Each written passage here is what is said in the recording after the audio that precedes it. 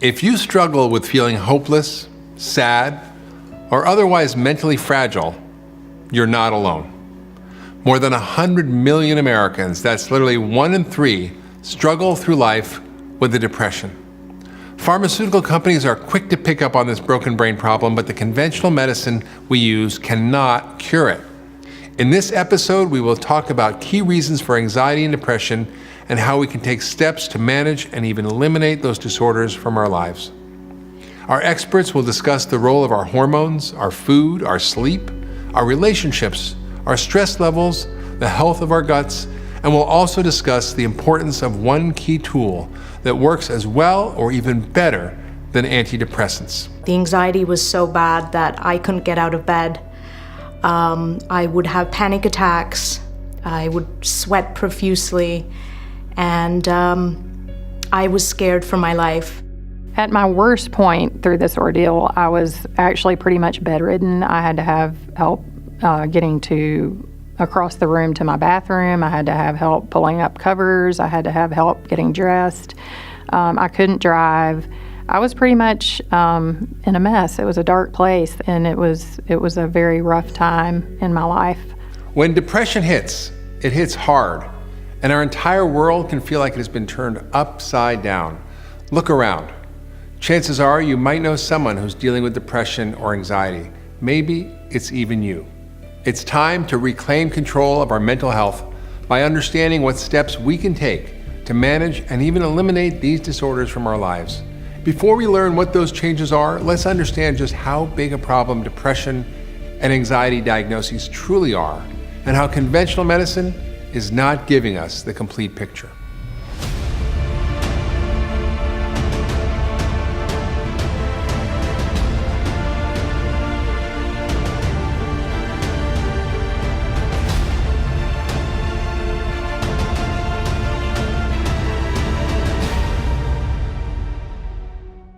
Depression is the top cause of disability worldwide. It is going to be, or already is, the top cause of disability in America. When you look at the most common mental health disorders in America, something like 40 million Americans have a diagnosable anxiety disorder. And then just look at things like there's now 60,000 overdoses in the opioid crisis. There were 40,000 suicides last year. These numbers are growing. So when I look at those numbers, I feel like there is a wave that is crashing on our country, and it's a wave of mental health disorders, and which are rooted in brain health. With its symptom-based medicine approach, conventional medicine tackles depression completely wrong. Rather than determine what actually creates that depression, many doctors immediately reach for their prescription pad. That explains why 1 in 6 Americans take some kind of psychiatric drug, mostly antidepressants. This is not normal. With conventional psychiatry, it's largely driven by the pharmaceutical industry and managed care. So physicians are under time constraints to only spend a certain amount of time with patients. The reimbursements are for very short visits, and it's difficult to be able to spend the time you need to really get at the heart of the issue. And I think that's true not just in psychiatry, but in every discipline. So I think that some of the challenges with conventional psychiatry is that it's really based on symptom management. And there's not a lot of research that isn't funded by pharmacologic companies, and so it's really medication-based. And physicians are expected to prescribe medication, and then the insurance companies want therapy to be done by therapists because it's less expensive. And so you have this division of, you have prescribers, and then you have people who are coming in and trying to use therapy to get at the underlying issues, and there's just a disconnect. My first job out of my fellowship training was with a big HMO company. If I said the name, you'd recognize them. And I used to get in trouble for spending too much time with my patients. And I would have patients who would come in and they were alcoholic or having a major depressive episode, and they'd never seen a physician to discuss it before. And I was expected to do their entire evaluation and treatment in 20 minutes. And it just didn't make sense to me that someone who is suffering from an alcohol use disorder, my supervisor literally told me that I need to give them Prozac and Trazodone for sleep, and then you're done, and send them out. And it just wasn't a good fit for me at all. When I kind of fell into the practice and the group that I'm with now, I think the biggest draw was just the ability to take time with people, to really get to know what's going on with them, so we could look beyond treading water and just trying to manage the symptoms of the moment, but get really at the heart of everything. Patient come to the office, and then the conventional psychiatrist immediately want to put the patient in a box. And then the box is man-made categories of DSM-5, ever-growing number. And their mind is constantly working on that, which category I can put this person. And during this time, they forget to really hear what the patient needs to say and where is she coming from. On the top of this, since managed care, limited time also does not allow for any deep and thorough assessment and even time for listening to the patient. Let's say you complain to your doctor about chronic feelings of sadness and despair. He or she might say you have a disease called depression, but depression is not the cause of your sadness and despair. It's just a name we give to a group of people for the purpose of giving them all the same drug therapy. Feel sad and full of despair? You have depression and you need an antidepressant. Case closed, but it isn't. Medications can be life-saving and are incredibly useful if given in the right dose for the right person at the right time for the right reason. But the problem in medical practice today is that our only tools are medications. The old adage, if all you have is a hammer, everything looks like a nail, applies to medicine today. The best or right treatment for any particular condition may be ignored because all we have studied and used are medications. Conventional medicine fails to address what causes those feelings and why they differ from one person to the next. Let me give you an example to drive home my point. You and another person both have a headache. Your pain is created by drinking too much wine every night, while his results from being hit on the head with an empty bottle every night. It's the same label, but entirely different causes. Obviously, these two chronic headaches can't be cured in the same way because their root causes are different. Yet that approach is exactly what the current medical community takes to treat depression. Simply label the disease and approach the treatment identically, even though the cause of that disease may be radically different from person to person. Depression's an interesting subject because there's such a huge spectrum. Is it years of frustration that have now collapsed in on themselves to become depression? Is it food intolerance that's led to years of drain of the vitalistic energy that keeps the body going so that you just don't have enough juice to be happy and be there? Is it situational? Is it circumstantial? There's a lot of reasons someone would be depressed. And so again, when you're looking at a holistic framework, you look at the body in its entirety and you say, okay, well listen, your systems are down, you're not sleeping well. Let's adjust your digestive capacity to bring out more energy from the food that you're taking, and let's get you moving, let's get the energy in your body flowing, let's get some sunshine. And all of these things become kind of part of a prescription for someone, say, who has depression, right? So it's not, the depression isn't a deficiency in an SSRI, right? It becomes a worldview that has been shifted based on some sort of internal locus of control that's been lost or compromised. And so it's not always easy, but looking at the whole person, looking at the situation, and then coming up with solutions that are dealing not just with the biochemistry and the neurochemistry, but the socioeconomic status. Maybe you're depressed because you're broke all the time, right? And so there's a lot of reasons that these negative items stack. And as we know, people who have depression end up stacking more and more depressive items until eventually there's this feeling where you can't get out from under it. Our goal in medicine should be to find the right medicine for each person without prejudice Whether it is a drug, a nutrient, a diet change, detoxification, a hormone, exercise, or exorcism, we must embrace whatever works, and we must inquire into its effectiveness with all our scientific, economic, and political resources. But do antidepressants such as Prozac, and stimulants such as Ritalin, and tranquilizers such as Valium actually work? Are they safe? What problems are associated with them? And is there a better alternative to medications like these that address the underlying causes of mental illness and brain dysfunction? These mood-altering drugs are the fastest growing segment of the pharmaceutical market, and as a group constitute the second biggest class of medication in total sales and prescriptions. In children alone, over the 3-year period from 1997 to 2000, the use of antipsychotic medication increased by 138%, atypical antidepressants by 42%, and SSRIs or antidepressants by 18%. The global use of ADHD medication rose 300% from 1993 to 2000. What's worse is that the use of untested and potentially unsafe combinations of psychotropic drug cocktails has increased 500% in children. Today, modern psychopharmacologists dispense drugs like candy despite their limited effectiveness. Often these drugs are administered in untested cocktails and in combinations which may occasionally be helpful, but come with more side effects. I've seen so many people having terrible, terrible side effects from medication, and they can't get off the medication, but staying on it is not helping them either. So I've always looked for ways to work differently so that they would be able to work and play and be healthier without all the effects of the medication, the unwanted effects.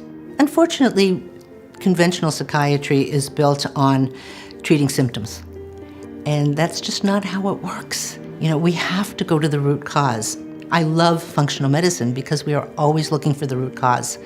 And we have the ability as a human being, as part of nature, we have the ability to heal ourselves when we're given the right materials. So I think in a way the use of medication is kind of a lazy way. You know, just treating symptoms is lazy. It's not going to look for what's really going on. Is it a B12 deficiency? Is it an MTHFR defect? Is it a genetic defect? Is it a hormonal issue? These are the things we really, really need to look at as physicians. And I'm so glad that I actually went to medical school and that I am a physician and that I can write prescriptions if I have to. So people trust me because they know, you know, I'm not just saying that because I can't write prescriptions, but I really choose much of the time not to. Many side effects to the medications. One of the ones that's particularly bothersome is people may lose, for example, they may lose the depths of their depression, but at the same time they also lose their joy. So they may not be hideously depressed, or with anti-anxiety medications, they may not be really, really anxious, but they also, instead of having the, you know, the ups and downs of life, of feelings, of emotion, of experience, this kind of a flat chemical brain. You know, they're not thinking right, they're not feeling fully. And it really affects relationships. There's also sexual side effects. Another really bad effect is weight gain. I mean, I've seen particularly with young women, because it affects them so badly psychologically. You know, you get a girl 16, 18, or a young adult put on an antidepressant and some of the psychotropic meds, she'll gain 10, 20, 30 pounds in no time. And it's horrifying. Men too. But I'm just saying it's particularly devastating to the girls. And it's just not a good thing. It's interesting to note that one of the big side effects of medication is something called akathisia. I'll try to spell that one. So akathisia is a kind of it's defined as, quote, motor restlessness. It's a kind of a feeling like you're crawling out of your skin, and you have to do something about it. And people become very irritable, and they do some really bad things. There's also, this is very interesting, they start to imagine, because it is their imagination, but they start to think that they're getting messages to do harm to someone or to themselves. And it's almost like it's outside themselves, but it feels like it's them. And it's hard to explain unless you talk to someone who's experienced it. And it's so distressing. I remember speaking to one woman who said she couldn't believe it. She'd been on an SSRI, an antidepressant, and was having these weird thoughts of hurting someone. It was actually someone in her family. And she said, that's not me. This is crazy. So she stopped the medication. She's someone who had some awareness. She had worked in the health field and had some idea and had the courage to stop the medication. And immediately, that very distressing and very dangerous symptom went away. When people have these bad reactions to medications, all kinds of things are really going on, and there's a lot we don't understand about the brain.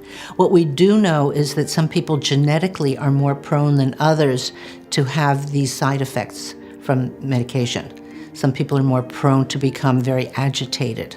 So if you can do some genetic testing in advance, you actually can tell who's going to be better suited to a particular medication. When somebody first comes to me, and I get a lot of people coming to me specifically because they're dissatisfied with their medication.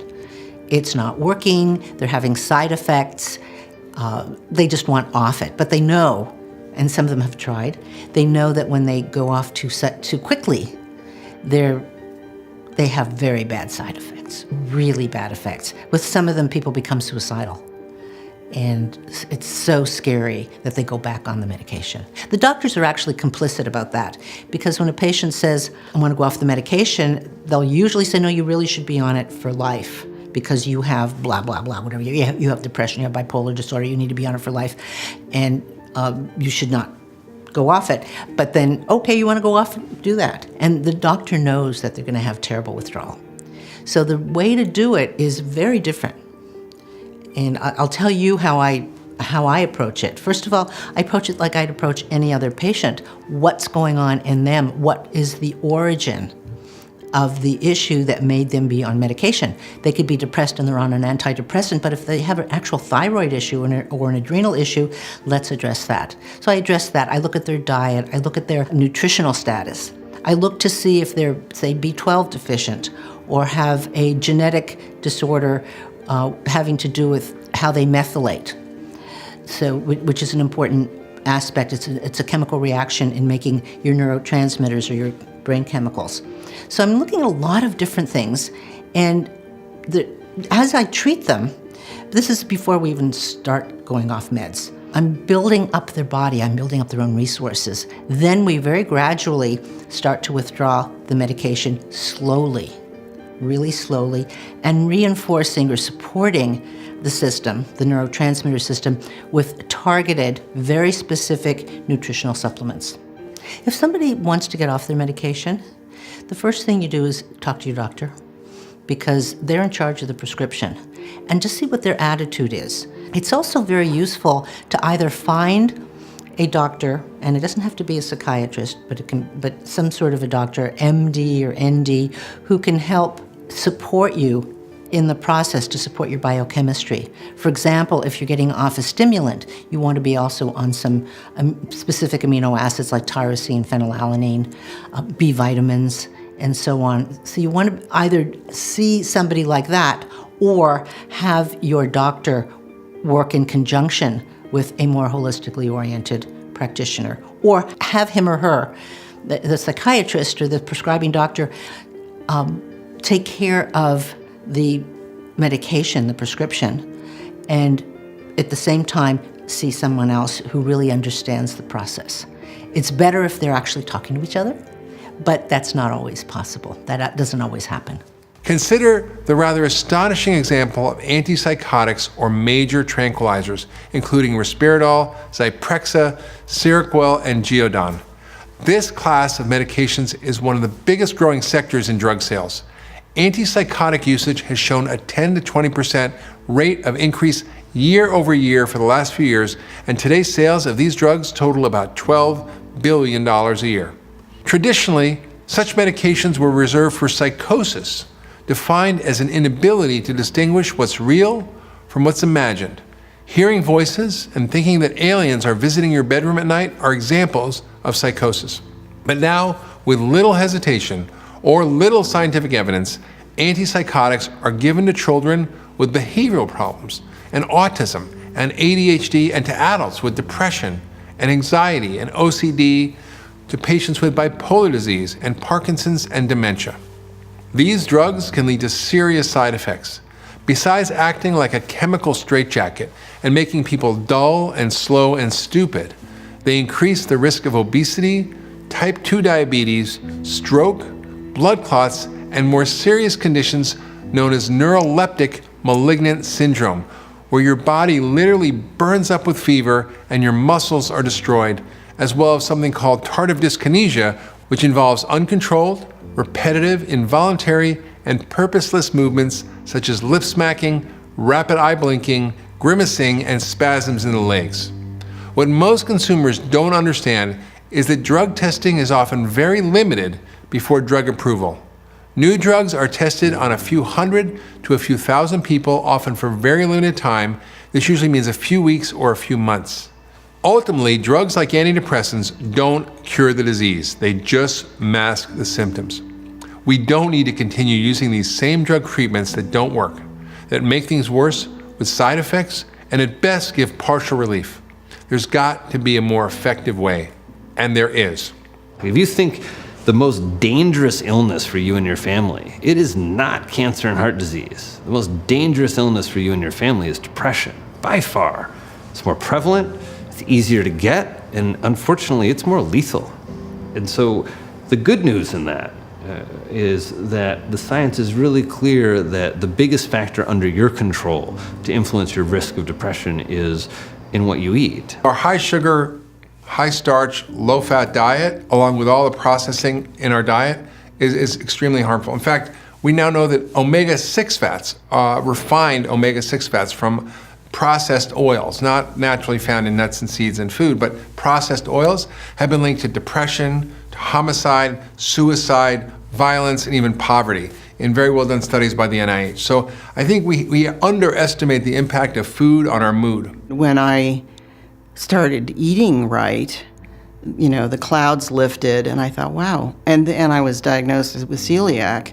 It's like, wow, okay, this wasn't my fault, and it's getting better and better and better. The journey is not over, and it's never going to be over, but I just feel like it keeps getting better and better and better. I'm not depressed anymore. I'm often happy, which just eluded me for years. At the darkest, I would just have these deep black storms of feeling depressed and angry and frustrated, and that just doesn't happen anymore because I know what to do.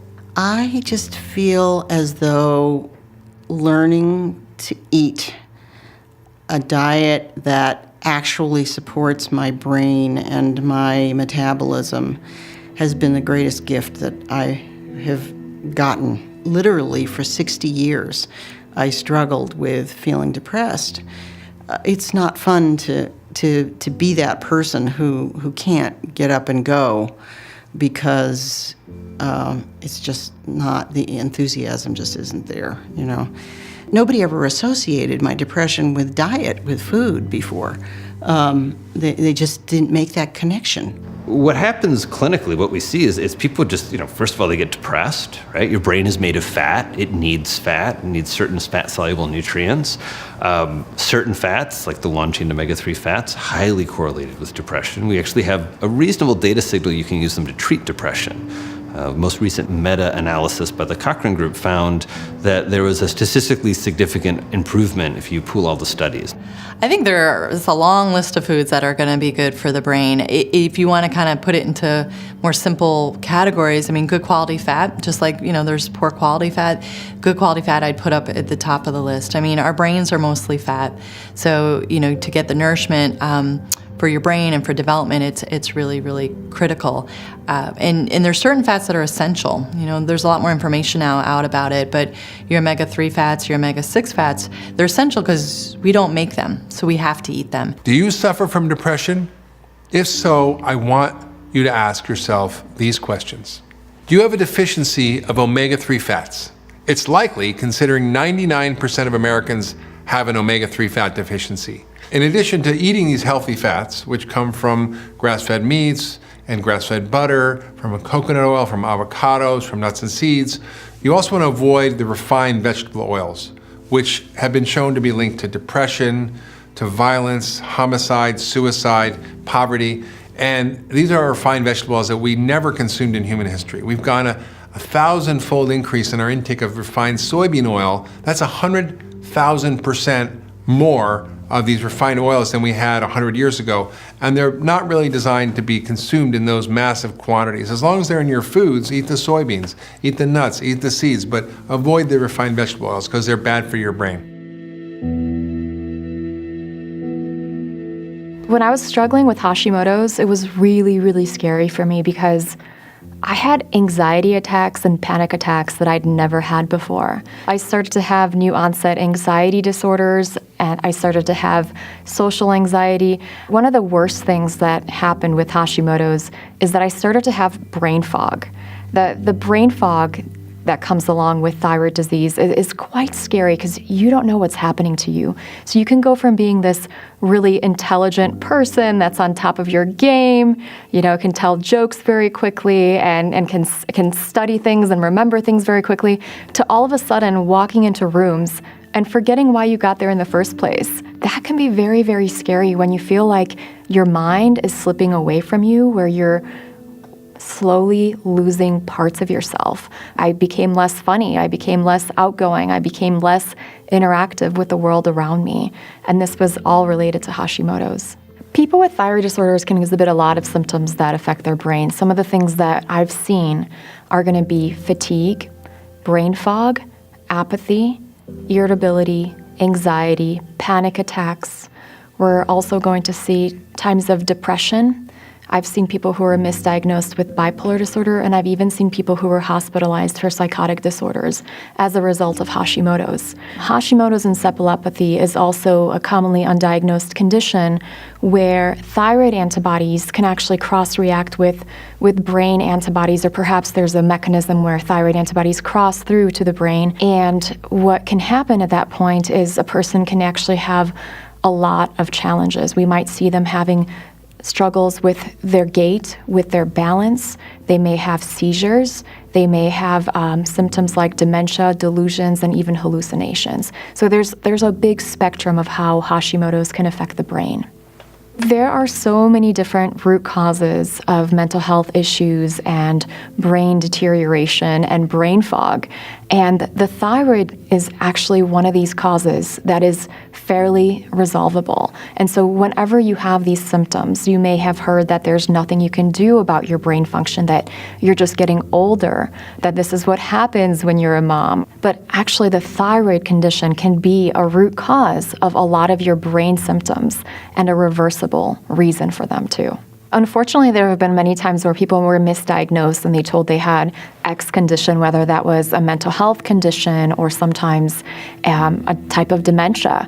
And the conventional medical approach was that this condition wasn't really reversible and that this person either had to wait as they deteriorated or take lifelong psychiatric medications. And what we've been able to find is that when you actually address somebody's thyroid condition, in many cases, these symptoms can be reversible. And in many cases, there are things that are commonly misdiagnosed, such as bipolar disorder, even seizure disorders, panic attacks, anxiety attacks.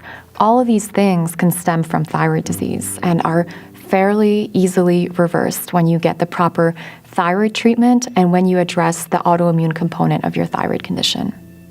When we see a lot of chronic patients have hypothyroidism, their chief complaints are depression and fatigue, and most of that is brain-based in some of these patients, because as their brain gets inflamed, they can't activate their brain, so they have depression. Their fatigue is really brain-based because they have no need to do anything, and everything they do activates their brain. So their exhaustion and depression is really all brain, has nothing to do with the thyroid. So when they spend all this time trying to figure out the right thyroid medication dosage, they're usually unsuccessful because they haven't really addressed their brain autoimmunity or their autoimmunity in general. What I really like to recommend for people with Hashimoto's and for thyroid disease is to focus on eating a whole foods-based diet that's minimally processed. The diets that I've seen the most benefit with are going to be the paleo diet as well as the autoimmune paleo diet. So we've actually been able to see and measure improvement in people's symptoms as well as in their thyroid antibody markers, which can tell us how aggressive the thyroid condition is. And we see symptoms like headaches, panic attacks, palpitations, weight gain, fatigue. All of these symptoms begin to melt away when we get rid of the reactive foods and we focus on having organic, wild-caught, real foods within our diet. I love to see people eating bone broth. I love to see them eating good fats. I love to see them eating organic and wild-caught meats, right? We published a study 4 years ago. We looked at 400 healthy blood donors in the U.S., and we measure their antibodies to wheat protein and milk protein. And we found that there was actually close to 15% of the population that had antibodies to different proteins associated with casein and gluten, right? And of those, we found half of them had brain antibodies. So the Hashimoto's hypothyroid person is very genetically susceptible to gluten and wheat. So when you add in their antibodies for the thyroid attached to the brain, and being thyroid hormone deficient turns on brain inflammation, and many of them have gluten intolerances, and that turns on brain degeneration, brain inflammation, we see that. As far as nutrients go, some of the most important nutrients that we want to address are going to be selenium. Selenium deficiency has been recognized as an environmental trigger for thyroid disease. We find that 200 to 400 micrograms of selenium methionine can reduce the attack on the thyroid gland by about half. We also see that it reduces anxiety. We also see that it reduces hair loss and a whole host of other thyroid symptoms. I also really love to see people with thyroid disorders, and especially when they have any types of fatigue or brain fog, on thiamine. Thiamine, around 600 milligrams, has been clinically shown to reverse thyroid fatigue in as little as 3 to 5 days. I love the benfotiamine version as well. This has been very, very effective for many of my clients and readers. A key component of addressing thyroid disease is to address the stress response. If you're dealing with a thyroid disorder, I really, really encourage you to be your own health advocate, to learn as much as you can about your thyroid condition so you can take action on getting yourself better. Some things that you can do in your very own home include going on a gluten-free, dairy-free, and soy-free diet.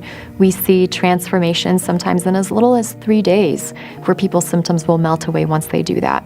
Make sure that you're eating blood sugar balanced. So get plenty of good fats and proteins in your diet. Reduce your carbohydrate intake. You're going to start feeling a lot better. The fatigue is going to melt away, the anxiety is going to melt away, and your brain's going to be functioning much better as well.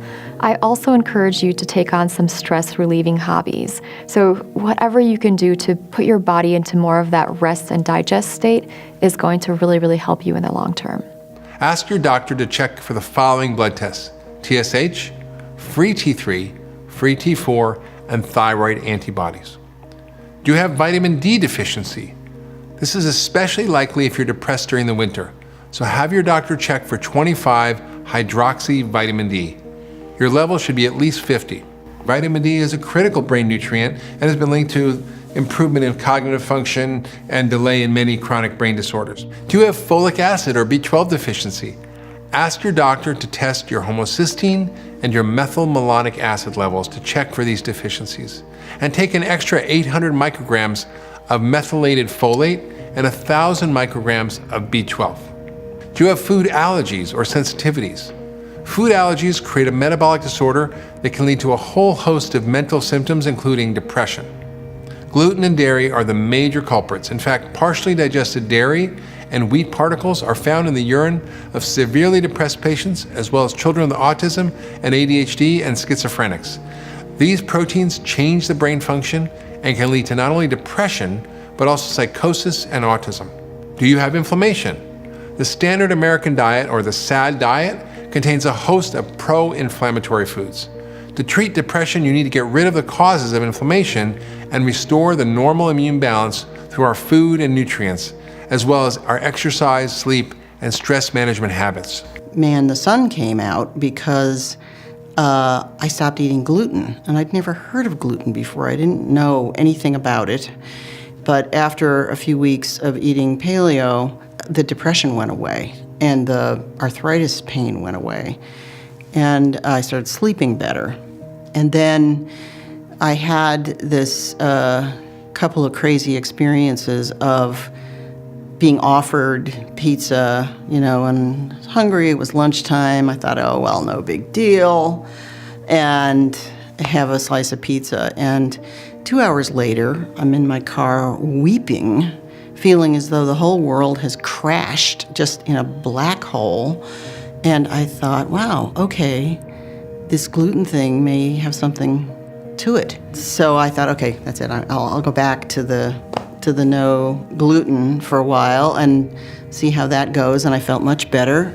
My mood lifted, my clarity of thought improved, the depression went away. And then it happened again. I was with somebody, we were going out shopping, and let's have a quick snack before we go, and she put out toast and cheese. And I thought, well, don't be rude, it can't be that big a deal, no big detour here, let's just have a little snack and then go. And 2 hours later, this time, rather than just a black mood, it was a rage. It's like I blew up, and I realized that gluten is like poison for my mind. What are the symptoms of gluten sensitivity, and what kind of brain disorders actually are resulting from gluten sensitivity? Oh my goodness, it runs the gamut. There are a number of papers of reversing schizophrenia. In the medical literature, reversing schizophrenia with a wheat-free diet, these are not celiacs, these are gluten-sensitive people. Reversing schizophrenia, a year later, they're still checked out of the treatment centers, and they're not on any meds. Mm-hmm. And they publish a year later, these people are fine now as long as they're wheat-free. Yeah. So it can be schizophrenia. Most common is depression or anxiety. Those are they're called the affective disorders with wheat sensitivity. That's the most common. Anxiety, depression, schizophrenia, migraines, seizures, any function of the body. If the tissue is being compromised by inflammation, and if wheat is the gasoline on the fire, when you calm down the fire, any symptom may improve. One of the emerging concepts in medicine today is this idea of inflammation, that most chronic disease is caused by inflammation. Diabetes, obesity, cancer, heart disease, and even dementia. Yeah. Even depression and autism and ADD, all we find are linked to inflammation. Yes. So you've been involved with the development of certain tests that actually help us look at the immune system response that affects the brain. Can you tell us a little bit more about that? You bet. As far as I know, all degenerative diseases, as far as I know, are diseases of inflammation. At the cellular level, the cell's inflamed. So the basic rule is first to identify, is there inflammation going on, and then why is it there? And stop throwing gasoline on the fire. That's where the wheat comes in, or other toxins. So with brain, we want to look for antibodies to your brain. And once again, there's a normal level of antibodies. That's to be expected, just to keep having a healthy brain, make new brain cells. There's a normal reference range. But when you have elevated antibodies to different parts of your brain, you've got a problem. There's some mechanism going on which may not be causing symptoms yet, or the symptoms are not being associated with the elevated antibodies, like depression, or anxiety, or brain fog, or migraines, or seizures. I mean, it doesn't matter what function you talk about in the brain. If it's inflamed, that may be the trigger causing that dysfunction. So we want to look for, are there elevated antibodies to brain tissue? And there are a few labs that will look at that for you now. And they will look to see, do you have elevated antibodies to myelin? Do you have elevated antibodies to cerebellum? Do you have elevated antibodies to gangliosides, which is a component of all nerves?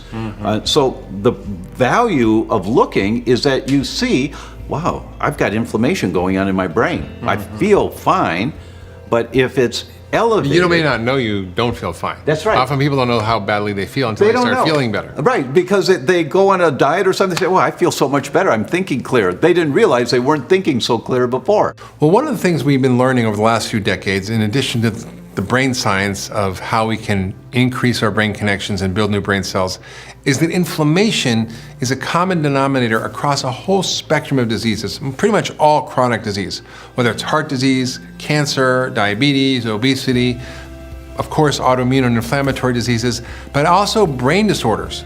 We know that dementia is inflammation of the brain. We know that autism is inflammation of the brain. We know that depression is inflammation of the brain. In fact, they're recommending anti-inflammatory drugs to treat depression. That's the wrong idea, but it shows you where the science is going.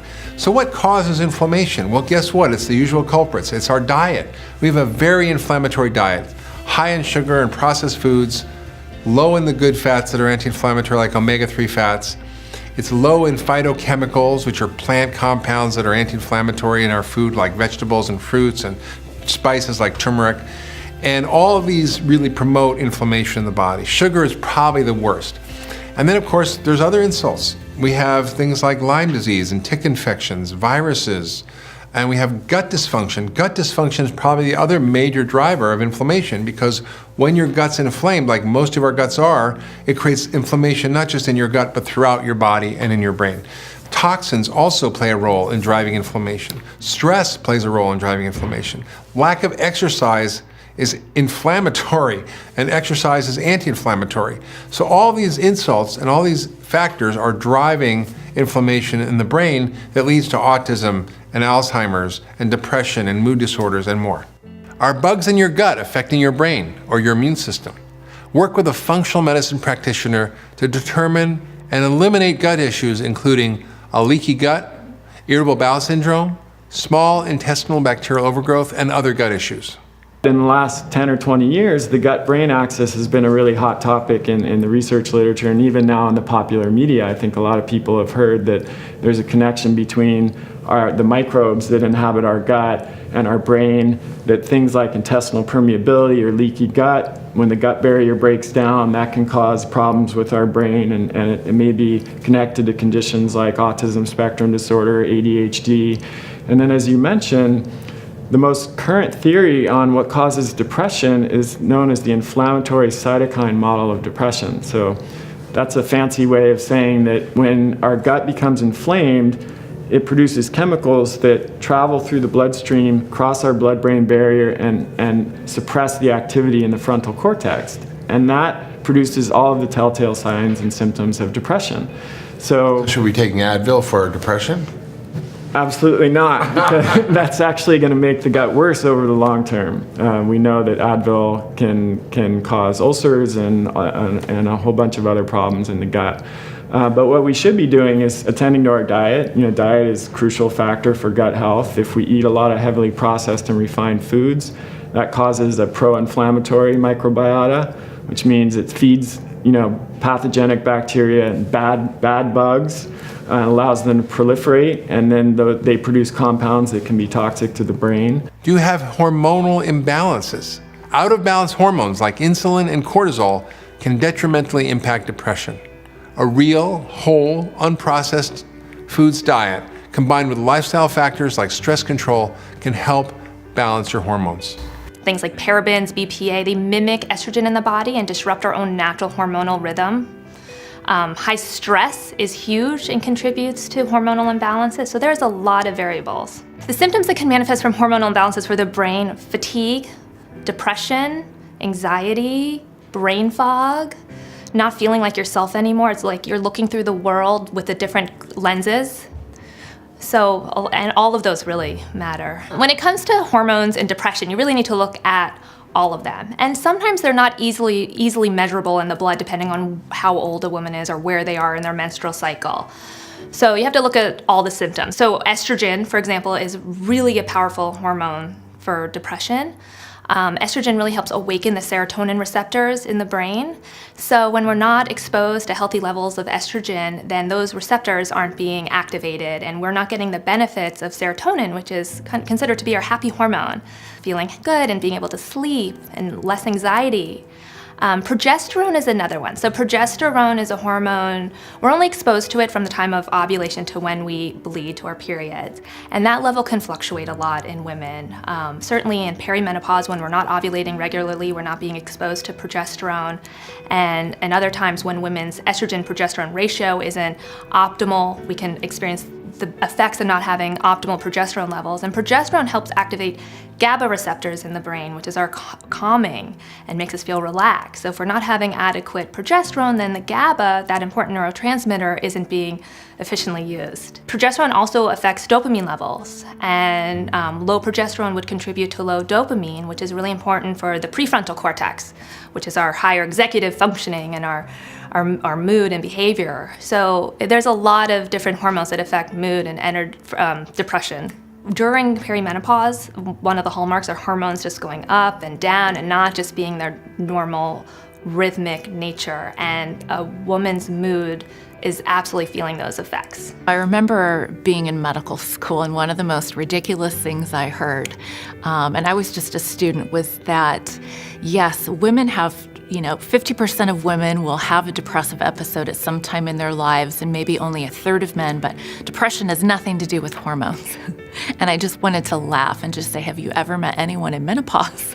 Have you ever had a female family friend, and monthly there's these mood swings? Now that's not a depressive episode, but there are a lot of things that play a role in our level of mood on a day-to-day basis. Are we getting enough sleep? Are our hormones balanced? What is our stress like? Another major cause of depression and anxiety is stress. Constantly feeling stressed out is a surefire way to become depressed or stoke the fires of depression. Did you know that your phone and computer addiction can also contribute to depression and anxiety? More and more studies have been coming out showing the link between too much internet usage and screen time and mental and mood disorders like ADHD, anxiety, depression, and more. In a recent study, people who reported excessive internet use also reported social anxiety disorders, loneliness, social isolation, and lower quality of life. They also showed that internet addiction was associated with reduced immune function. Here's what our experts had to say about the link between social media and depression. What's happened in the modern world is that these stressors, the sound of a screeching car tire, the sound of a helicopter, a text message that might be bringing something stressful, these are all starting to elicit calls to this emergency system that's not supposed to be used to the extent that it's being used, and that we are so far over in the overuse and abuse of this sympathetic nervous system that what's happening is we're starting to become more and more wired for stress. It's starting to break our brains. It's starting to collapse our adrenal function, which means store more fat, have much worse temper, and not be able to be present. Because when you're here, when you're now, when you're present is that parasympathetic feeling. And so most of us have this low-grade anxiety because the stress is overwhelming and it's usually just bubbling up.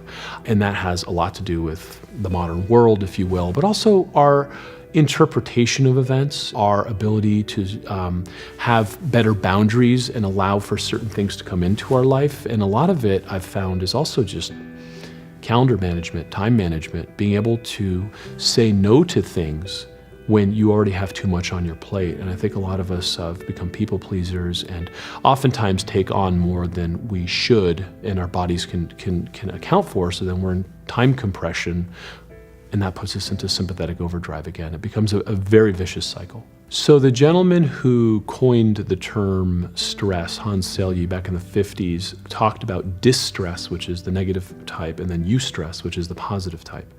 Stress has only a negative connotation, really, within our culture. But we know this in peak performance. We know this in all the modern sciences coming out, shows that positive stressors that don't break you down and keep you on that razor's edge make you better.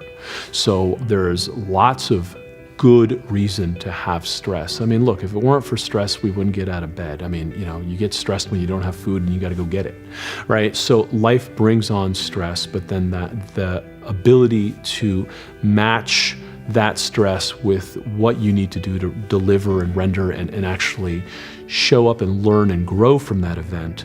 Oftentimes, again, if it's a razor's edge, sometimes you fall over and it becomes detrimental, and sometimes it helps you grow. So I think the modern human needs to learn to find that line of stress and stay right under where it's overwhelming so that it becomes a growth tool in life. And then you use stress to continue to grow, and then you understand how stress works so that then when you unplug, I call it drinking from infinity. You stop time. So you go hard, you work hard, and then you unplug and you relax fully and deeply so that then when you come back up, you have the reserves and you have the resilience to grow again through stress as again, it's a tool. There's been a lot of research on what stress does to the brain. Now, small amounts of stress that are managed successfully tend to grow coping resources embedded in our own nervous system. That's good. That's pain with gain. But most pain has no gain. Most stressful experiences, in part because of the brain's evolved negativity bias, which means that it tends to overlearn from stressful, emotionally negative, emotionally painful experiences, and it tends to underlearn from beneficial, usually enjoyable experiences. So to really focus here, in terms of the effects of stress on the brain that are outside of mild experiences of stress that actually make us stronger, when stress is harming the brain, it does so through multiple pathways. One of the primary pathways involves the stress hormone cortisol. So the same neurohormonal machinery that evolved to help our ancestors run away from saber-toothed tigers and threats prior to that, that machinery is active today when we're stuck in traffic or having an irritating interaction with our partner or our kid, or our boss is coming at us too fast and too hard. We are experiencing releases of cortisol then, just as our ancestors did, running for their lives. And then up in the brain, cortisol has kind of a 1-2 punch. First, it overstimulates and sensitizes the alarm bell of the brain, the amygdala. Technically, there are 2 amygdalae, one on either side of the brain. People speak of them in the singular. So now we have an alarm bell that reacts more easily and more loudly. Cortisol also overstimulates and gradually kills neurons in a nearby part of the brain, the hippocampus, which does 3 important things in terms of managing upsetting experiences. The hippocampus puts things in context. My boss is not my mother. She looks like my mother, she's authoritative like my mother, she's not my mother. Puts things in context. This is now. Second thing the hippocampus does is it literally inhibits, it puts the brakes on the alarm bell of the brain, the amygdala. It calms down the amygdala so it's not so intensely sounding the alarm. And then third, the hippocampus tells the hypothalamus, a very important part of the brain that is at the center of the stress hormone cascade. The hippocampus tells the hypothalamus, enough stress hormones already, no more. Well, that creates a vicious cycle. Stress today overstimulates the amygdala, weakens and damages the hippocampus. That makes us even a little more irritable, anxious, prickly, or blue tomorrow, a little more vulnerable to stress tomorrow, which then releases more cortisol, sensitizing the amygdala, damaging the hippocampus, which in turn makes us even more vulnerable to stress the day after that. Doctors are calling stress the black plague of our century, and I don't think that that's an over-exaggeration.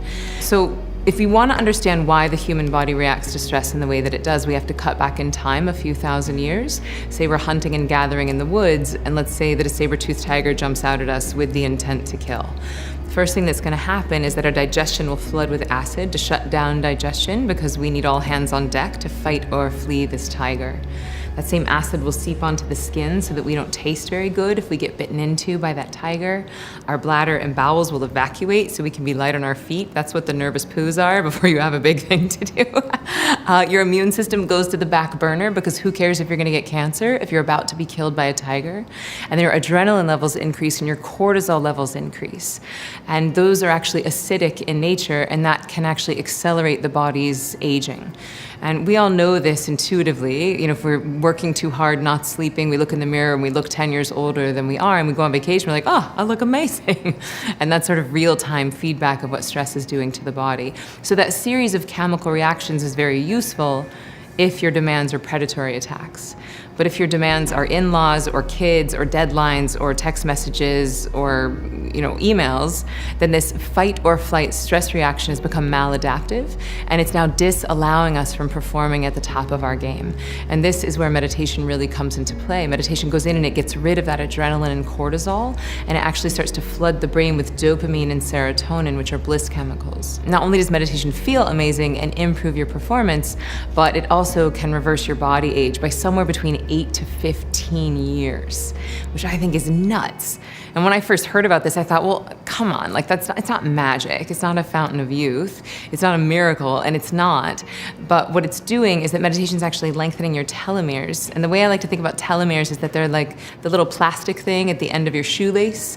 And if that plastic thing unravels, then your shoelace unravels. Well, similarly, if your telomeres unravel, then that can impact your actual DNA. It can impact how quickly that unravels. Meditation, we've known for thousands of years, is a wonderful tool for self-discovery and relaxation and all these wonderful things that have passed down from the Himalayas. And it's like, okay, great. It's old, it must be true. Now you look at the data that's coming through, and everyone's so excited about what it does to the brain and builds the resilience and all sorts of things that help us with neuroplasticity. I didn't need that data back when I was, a monk in the 90s, because when you see a seasoned meditator, you see it immediately in their face. They're glowing. There's this feedback loop that's already there, because you could just notice that this is a calm, beautiful person. So when you're meditating, you start to build this part of the brain, and that's the part that says, no, you know what, I don't think you want to have that cheesecake. I know it sounds like a good idea right now, but no cheesecake. That's not on your diet. And it's that moment where that voice can come in and stop us from making terrible decisions, whether it's in our marital life or our business life or just our everyday diet. That comes from empowering the part of the brain that runs that show. And meditation clearly shows that that's what it can enhance. That's one of the many things it can enhance. But I mean, if all I had was negation of impulses, meditation would be the best drug in town, and it does way more than just that. When you fix your body, you fix your broken brain. Your energy, your memory, your focus, and your joy will all increase. Depression will fade away like a bad dream. Here are some important steps for managing depression and anxiety today. First, eat whole, real food.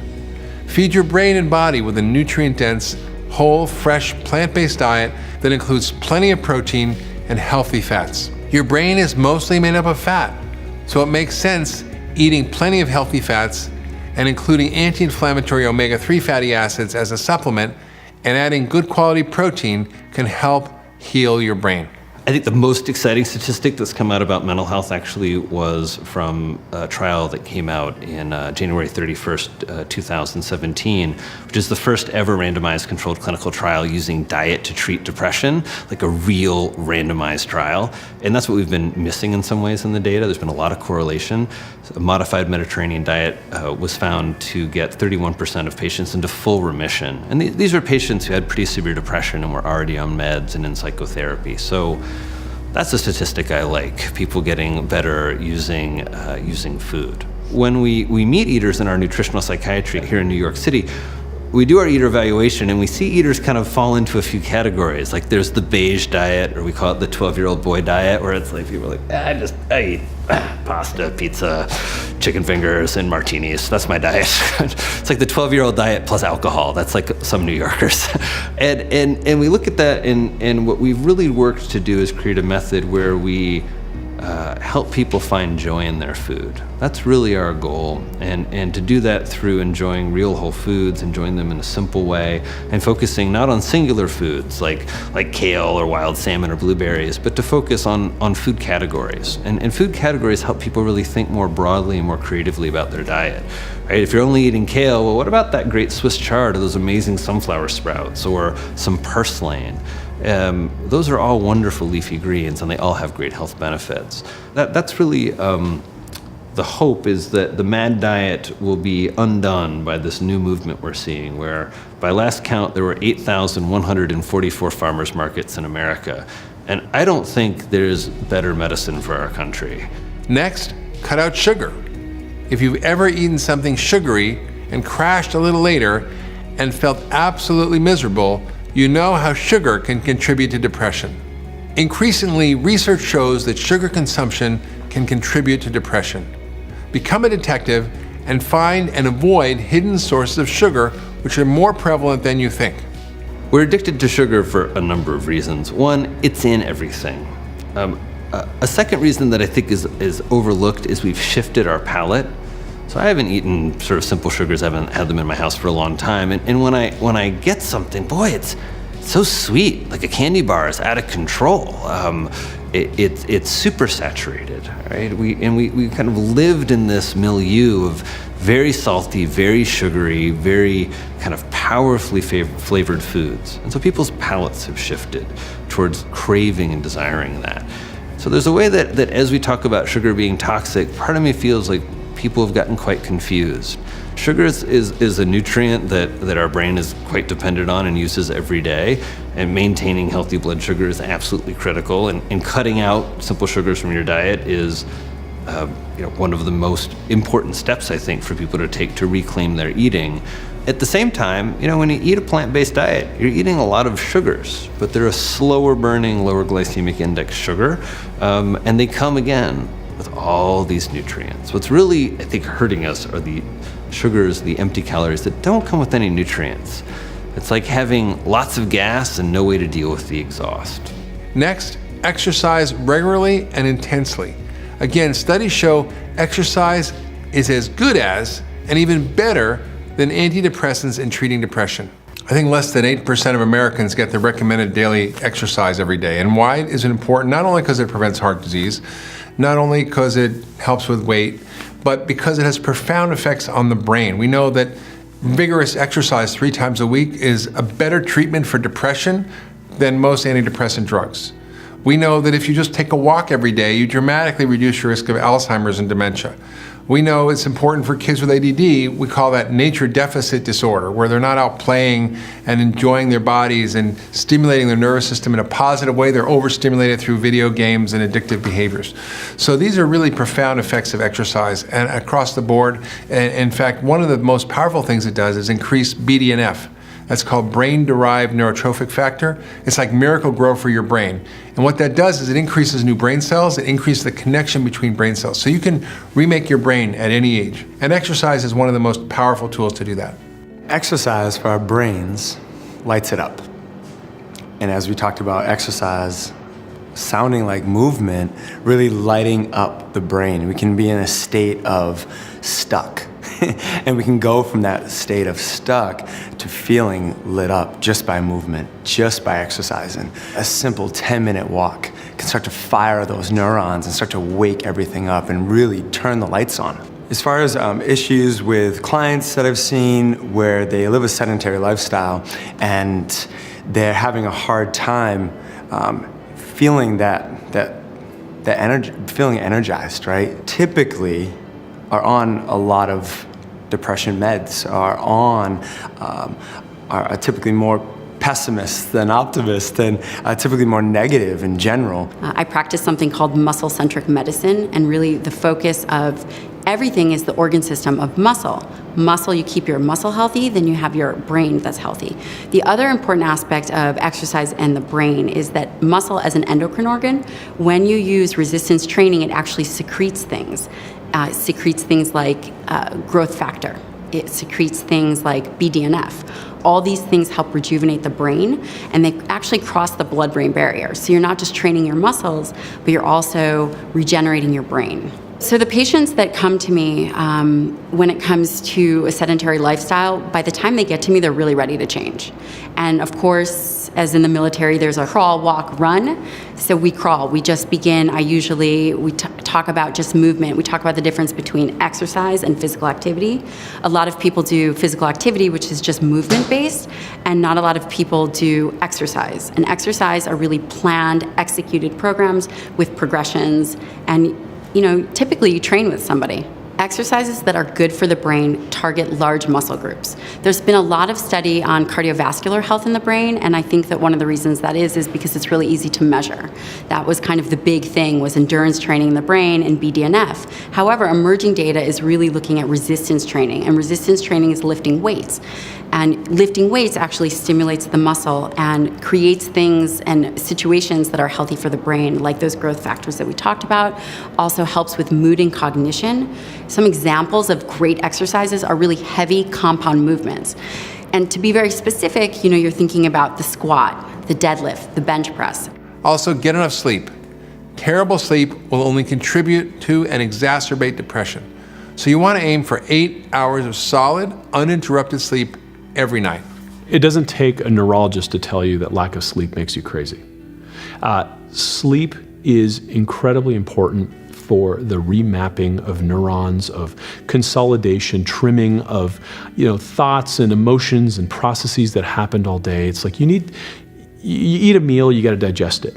You have an experience, your mind has to digest it. When we go down, it's when we shut down the amusement park to clean things up, to test everything out, to pressure test the rides and make sure tomorrow is going to be another good day. If we don't get that, we start to have issues kind of carrying forth in the next day. And so look at the kind of behavioral fallout, right? I didn't get enough sleep last night because my baby was up.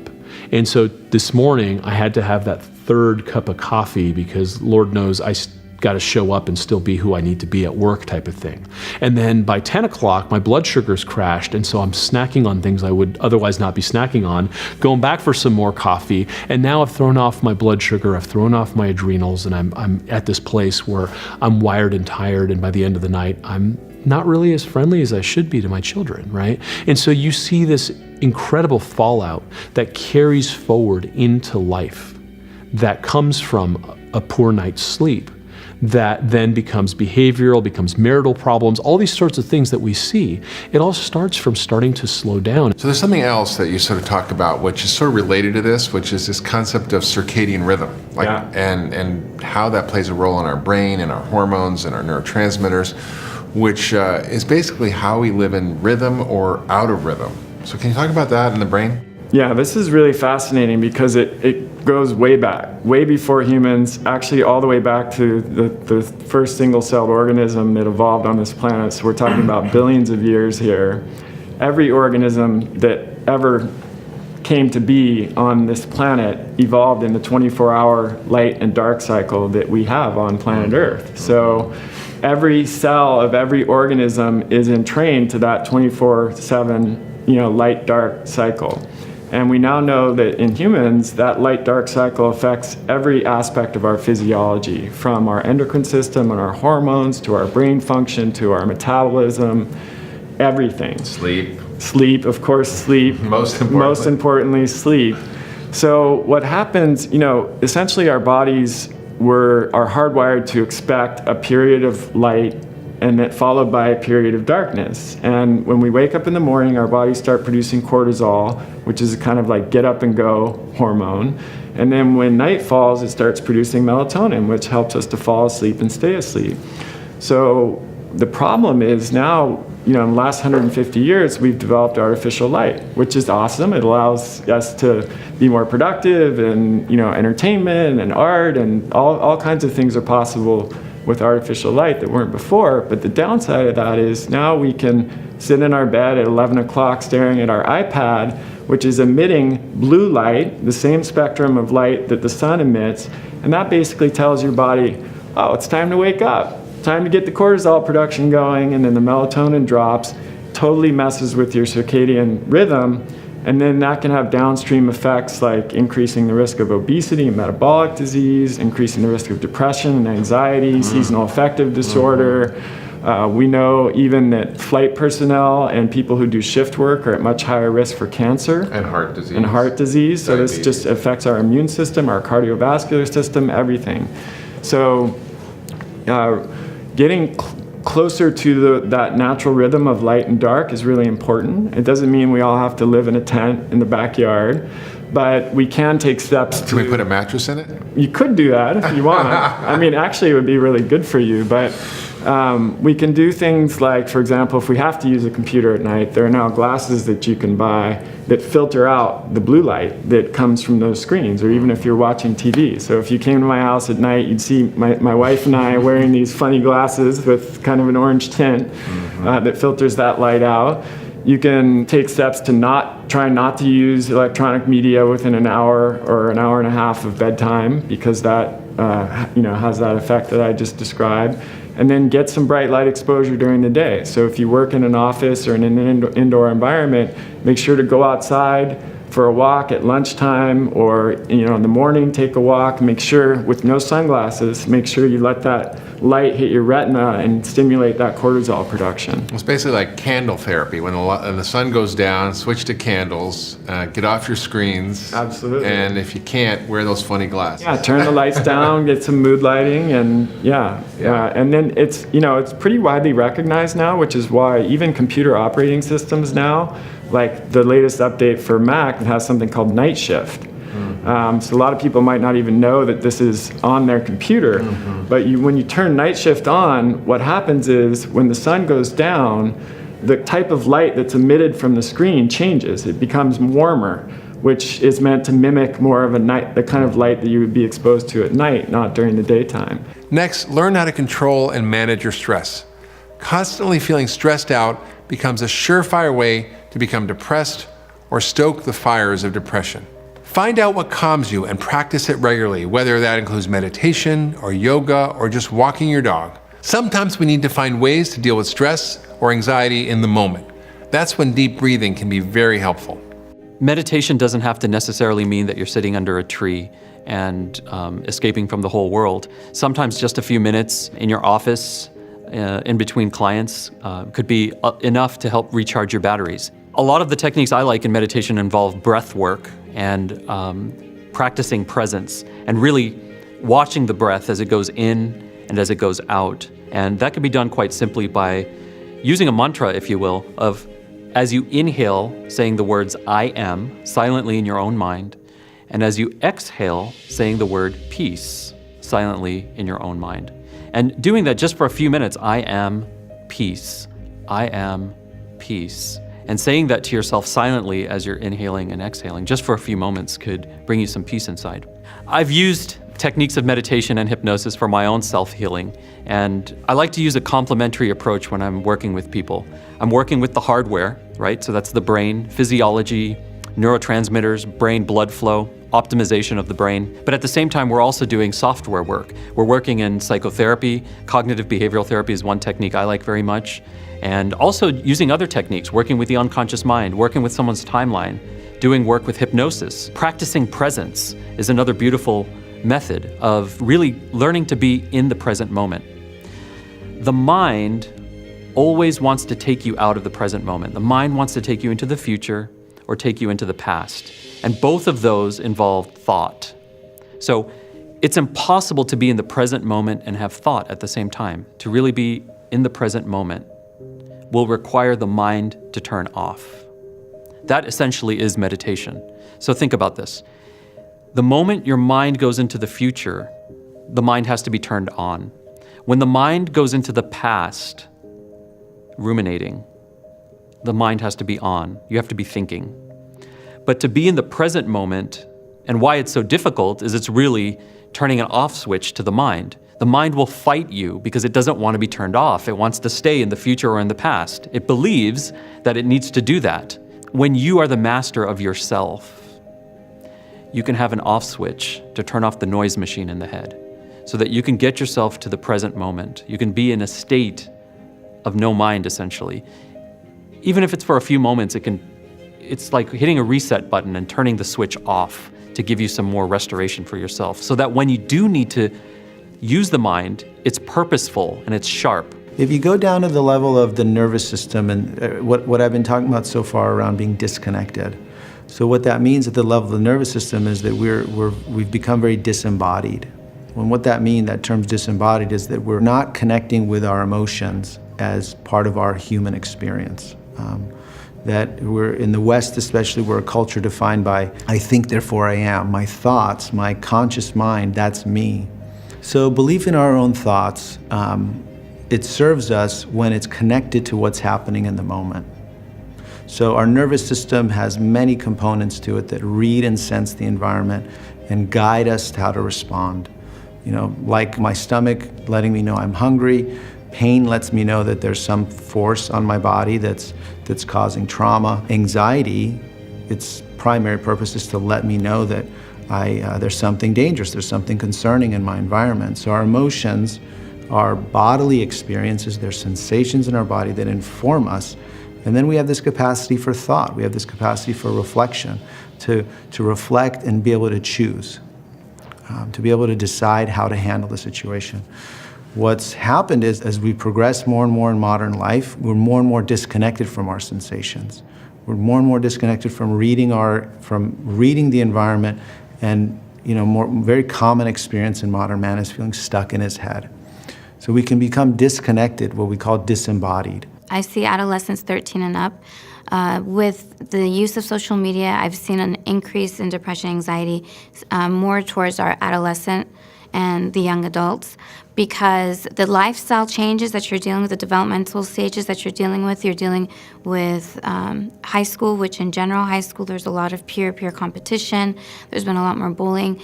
And with the use of Facebook, Instagram, social media, they're able to Snapchat a picture of someone that they're bullying, and it can just go viral. So with that, I've seen a lot of, especially in that age group, even college, it goes pretty viral with the use of social media, misuse of social media, and it can cause a lot more depression and anxiety. There's a lot of research on this in terms of amount of use, and people who spend X number of hours a day on Facebook, that it does lead to lower self-esteem, it does correlate with depression. So I think that in terms of the research on whether there's a link, I think that that's not a question really at this point. I think that but at the same time, we're not going to get away from technology, and I think so. Balance is somehow really important. I talk about superpowers a lot and superheroes, right? I think everybody has these innate mental superpowers of focus, of concentration, of creativity, and so on. But I think there are three supervillains that are attacking us on a regular basis that have never been here before. There's number one, there's digital overload. Right? They call it information fatigue syndrome, information anxiety. So what's the result? We have higher blood pressure, a compression of leisure time, more stress than ever, right? Or even if we have leisure time, we can't even enjoy it because our minds are still multitasking, thinking about all these other things. There's an epidemic of sleeplessness, right? Because of all this overload and overwhelm, there's so much information in the digital age, the amount of information is doubling at dizzying speeds. And how many people feel like they go out there and they buy books, right? And they buy all these books to help themselves, and it sits on the shelf, and it becomes shelf help instead of self-help, right? There's so much information, emails and social media and app notifications and text messages and newspapers and magazines and so on. It feels like you're taking a sip of water out of a fire hose. And if knowledge is power, then it's not only power, it's profit in today's day and age, right? The faster you can learn, the faster you can earn. But the amount of information is doubling at dizzying speed. The president of Google says that the amount of information from the dawn of humanity to the year 2003, just a little over a decade ago, that amount of information now is created every 2 days online. So people are drowning in information, but they're starving for practical wisdom, right? And so if the amount of information is doubling like this, the challenge is how we learn it, how we remember it, how we read it is pretty much consistent. That gap creates a lot of stress and anxiety. So number one villain is digital overload. Top neuroscientists around the world have now codified that mobile phone addiction or mobile device addiction is real. These devices that we're using day to day are actually addictive. They give us a dopamine rush every time we look at them. Dopamine is the same chemical in the brain that's activated when you eat sugar or when you take cocaine. So we know that these phones that have now become literally attached to us are addictive, and that it's really hard for people to put them down. And when dopamine, that important neurochemical that you get this rush from, goes away, well, how do you feel? You feel dropped, you feel down, you feel anxious, the same way that you feel when you crash from having too much sugar, right? And so people, I think, are caught in this cycle of wanting that dopamine rush, feeling that crash when it's not there, and then getting it again, and then that's creating anxiety. We know that mobile phones contribute to insomnia through affecting the way that our hippocampus controls our circadian rhythms. We know that the effects of these devices are real, and I believe that we're literally conducting the largest uncontrolled experiment on humankind that's ever been done with our use of mobile devices and screens. And we don't know how this is going to affect us long term because it's so early. It's 2017 right now. The iPhone came out in 2007. In 10 years, we have radically changed the way that we work, the way that we shop, the way that we communicate with everyone in our lives, the number of people with whom we're communicating on a regular basis. And that is radical. And that is a very fast and very quick period of time to change all of these fundamental ways in which we live our lives. These devices are awesome, but they're really affecting our health. And we have to change the way that we interact with them and make sure that they're serving us. Otherwise, we're going to be a slave to technology, and that's not why we created it. So I always recommend that people avoid social media at key points in their day where they're getting habituated to looking at it just reflexively, right? Typically, that can be in the morning or at night. Make a choice, make a decision not to start your day with social media and not to end it with social media. It doesn't mean you can't check it all day, but I always recommend having some sort of routine in the morning that's screen-free. We know that most people are going to spend 8+ hours a day looking at a screen. Don't make that the first 30 minutes that you wake up. Get up, take a shower, get dressed, make your breakfast. In my case, walk the dogs or take care of the baby. Do something that doesn't involve your screen and resist that temptation to look at it and just sort of time box it, right? Set that limit and say, I'm not going to look at screens for this period of time. And then the same thing in the evening when you get home. People are going to bed too late. They're staying up for an extra 30 minutes, an hour even, looking at media before they go to bed. Keep your phone out of your bedroom. Again, remind yourself you have plenty of time to look at your phone all day, but create these special hiatus times at the bookends of your day where you can get used to not always having it. I think that's really important. And finally, take the right nutrients. Many nutrients can alleviate depression and support optimal brain function. The most important is omega-3 fatty acids. You can also use 5-HTP, which is a precursor of serotonin, the feel-good chemical. Remember, stress lowers the feel-good neurotransmitter called serotonin. This leads to food cravings, depression, and other mood disorders. 5-HTP naturally replenishes serotonin levels in the brain. Also, vitamin B6 can help support healthy moods and help reduce food cravings. I suggest working with a functional medicine practitioner to customize a nutrient program that works for you.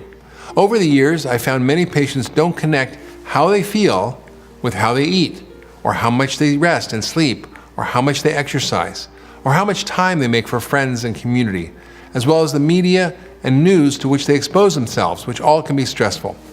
Once you make these connections, you can change your approach to these important factors and to the other dozens of daily decisions you make every day.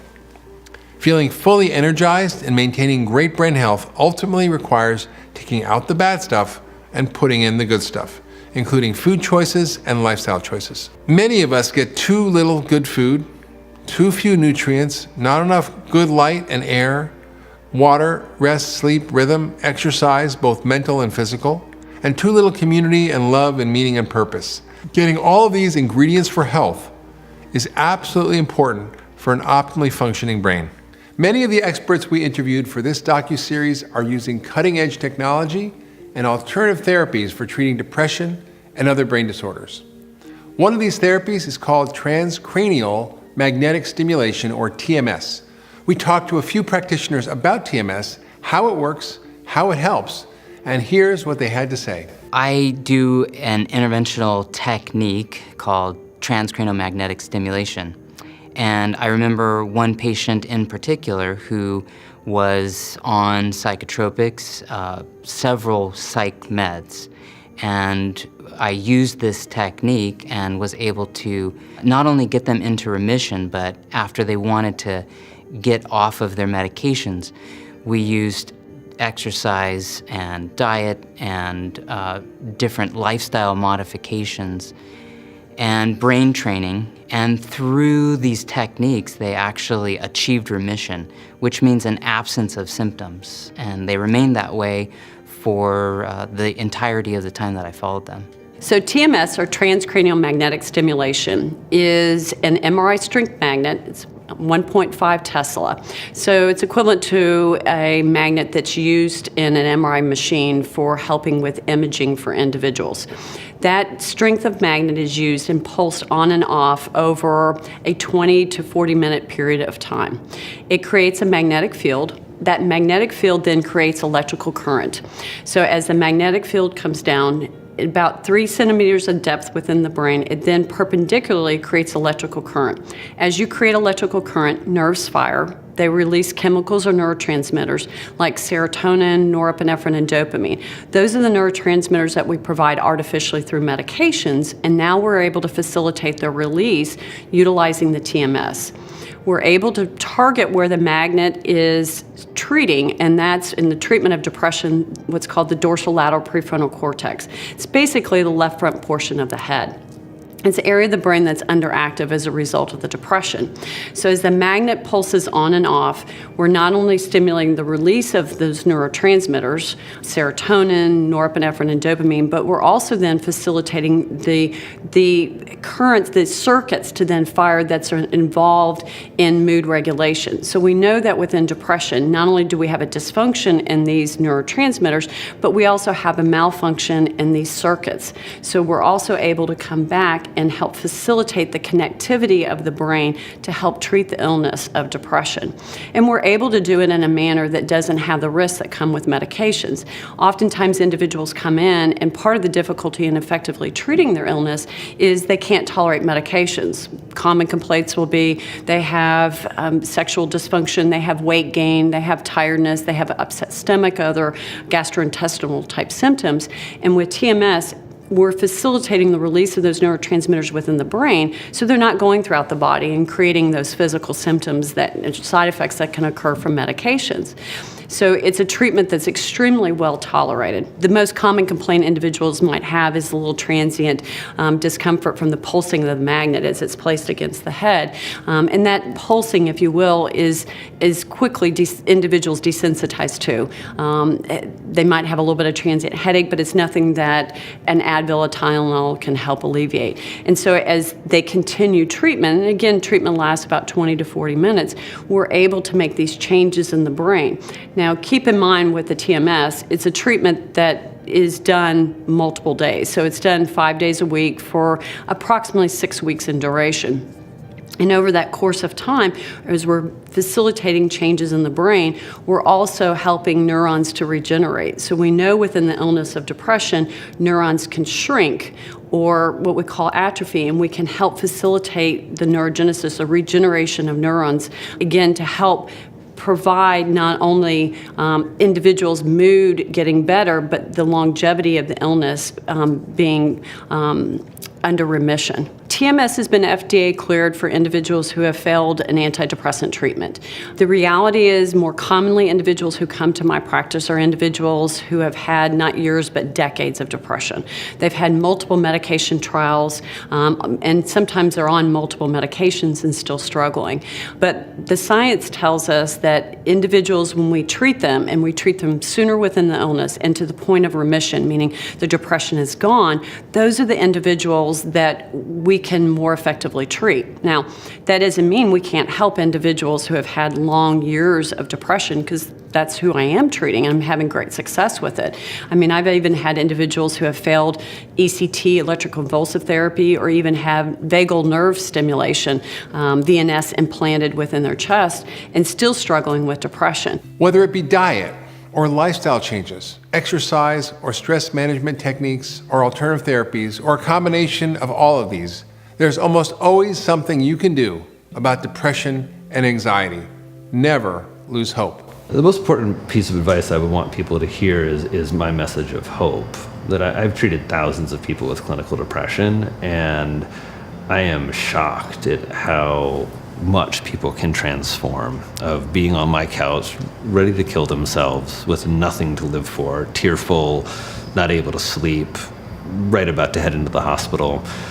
And some weeks later, months later, be there as a bright, vibrant, loving human being, all of what a human can offer. And I think people are frustrated because I don't perfectly know how to get from A to B. But I do know through engagement, through good clinical treatment, through good alliance, that you can get from A to B. So I think the first thing I would want people to hear is a message of hope, which I know when I've struggled with my mood, that's hard to believe. When I want to tell somebody with anxiety or depression, feeling really hopeless, first of all, there is hope. There's always hope. And to really check out the biochemistry of what's going on. Yes, there's situational things. Yes, bad things happen that make you feel depressed and anxious. But very, very often, once you address the biochemistry, whether it's hormonal, vitamin deficiency, an adrenal burnout issue, thyroid issue, once you've addressed that and you're supporting the biochemistry, very often that anxiety and depression will clear up. And if there are remnants, if there are things to still deal with, because we're human beings and I think therapy is a good thing, then you can really have therapy and you can apply it. But when you're just painfully anxious or painfully depressed, it's really hard to absorb the information in therapy or really to apply it because you're just so basically out of it. You know, you're not working on all cylinders. And the worst thing to do, I mean, people, the advice is always, well, go see your physician. I don't know. Unless it's a holistic physician, functional medicine physician, it's a little tricky because you're going to be prescribed a medication, be told you need to be on it probably for a very long time, and then once you're on it, it's really hard to get off, and you're in this vicious cycle. In the world of functional medicine, we take a different approach to depression and anxiety by trying to understand what creates it. To call someone depressed or anxious says nothing about the underlying causes that create depression or anxiety. While simple, this approach requires digging deep and connecting patterns. You might still need therapy or medication, but it's best not to assume that these methods will cure the problems without first addressing the underlying causes. Using the advice outlined by our experts can create major shifts in your body and your brain. In the next episode, we talk to our experts about traumatic brain injury, which unfortunately is rarely treated properly. You'll learn how things like diet and supplementation can actually help create dramatic recoveries after traumatic brain injury. I'll see you there. Doesn't it feel good to know that there's almost always something you can do to reclaim your health? I'm so grateful to all of my colleagues who volunteered their time to sharing their life's work with you. It is our life's mission to spread the message about what it takes to get health and stay healthy. The Broken Brain docuseries gives us a chance to do that. And spreading the message about brain health is so important right now, especially with all the misinformation and outdated medicine being practiced. We want to set the record straight and provide you with important steps to take right now so that anyone who is looking to heal can find the answers. If you're finding this series to be helpful, help us spread the message and continue our mission by sharing this docuseries with your friends and loved ones. You can do this by clicking the link below.